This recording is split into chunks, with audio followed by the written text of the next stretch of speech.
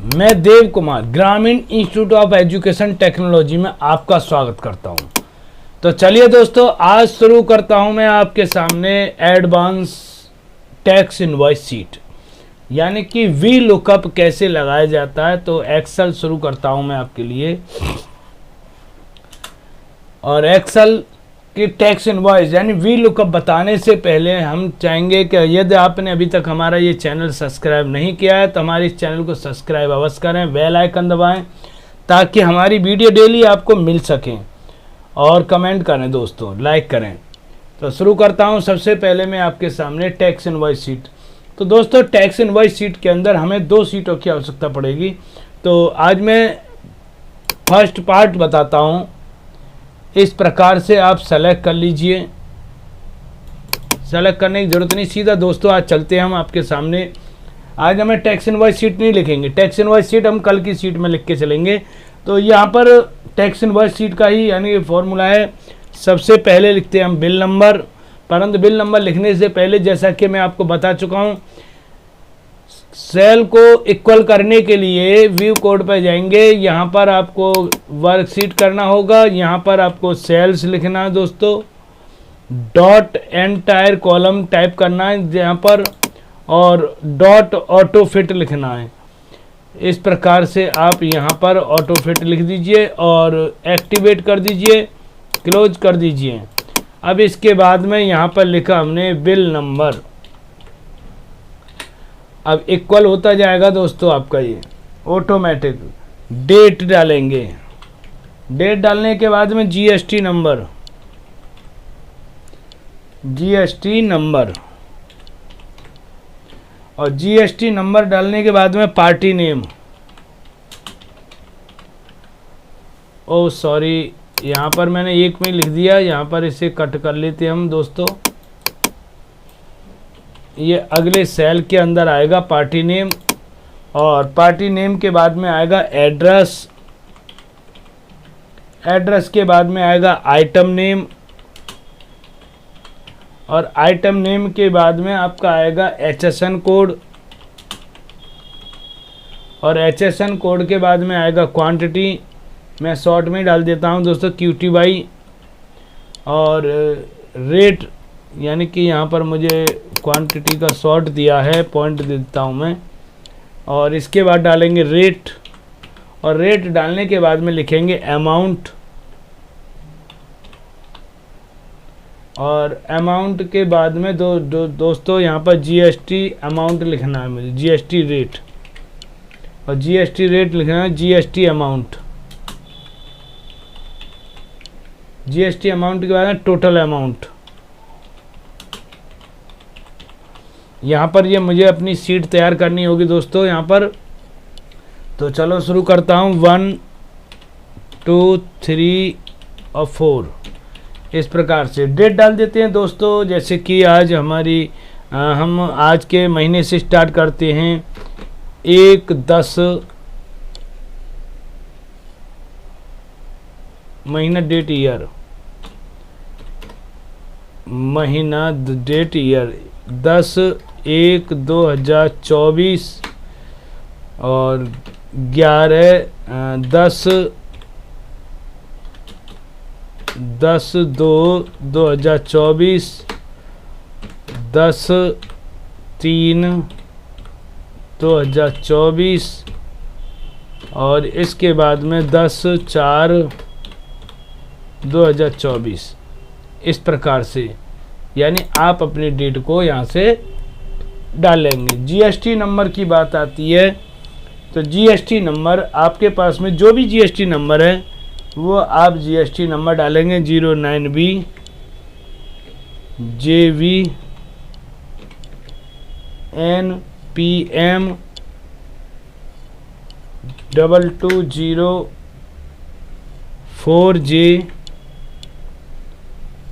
2ZY। यहाँ पर दोस्तों जो मैंने जीएसटी नंबर डाल दिया। पार्टी नेम है मेरा ग्रामीण INSTITUT institute of education TECHNOLOGY technology. Address मोहल्ला हंसियागंज डिवाई BSR। और आइटम का नाम डाल दीजिए यहाँ पर।